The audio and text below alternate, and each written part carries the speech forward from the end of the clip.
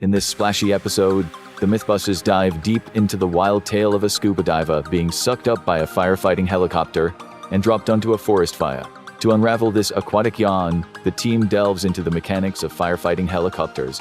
They discover that the pumps used in these aircraft can't stay active once in the air. So, any unlucky diver caught in the suction stream would simply plummet back into the water once the pump shuts off. But that's not all.